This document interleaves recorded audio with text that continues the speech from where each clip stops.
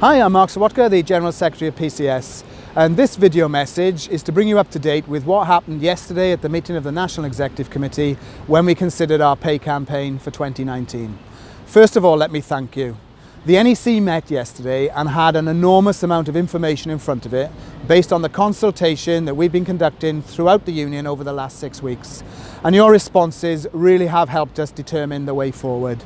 We got lots of detailed information on what worked well when we balloted earlier this year, what we need to improve on, and what we need to think about to ensure that in 2019 we don't just fall short, but we smash the 50% threshold and force the government to think again. So thank you for all of your efforts. Now, the NEC decision was as follows. In December, we will meet, and based on all the information you've given us, we will develop an outlined campaign strategy for pay in 2019. That will include the size of the pay claim we want to submit to government, how we're going to campaign politically and through negotiations to pressure the government to treat you more fairly, and it will consider the timing and nature of any industrial action ballot around March next year if it's required to ensure we can force the government to think again. And when the NEC's developed that strategy, it's going to do something then that is really important. In January, we're going to hold a massive consultation on the detail of that strategy throughout the Union. That will involve members, it'll involve our branches, our equality forums, and it will involve all our departmental groups in the Union to ensure that strategy is right. And it's really important, therefore, that everything we do from now until January bases itself on how we can ensure we are successful in 2019.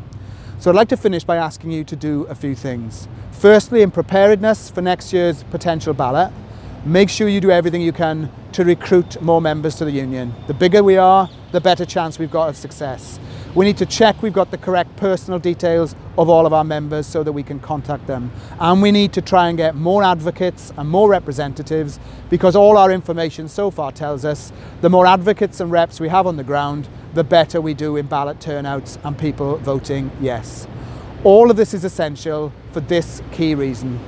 The NEC yesterday were angry on your behalf, and they were angry for this reason.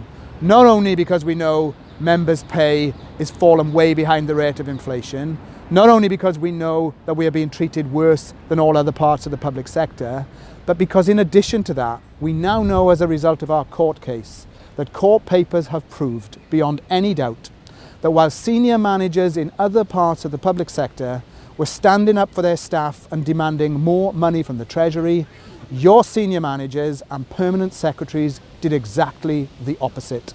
Rather than argue you should get more money for the hard work you do, they actually argued you should have less. That is a disgraceful way to treat you. If we now do all the hard work, we can ensure we can right that injustice in 2019. Thanks for listening, and let's prepare to win on pay in 2019.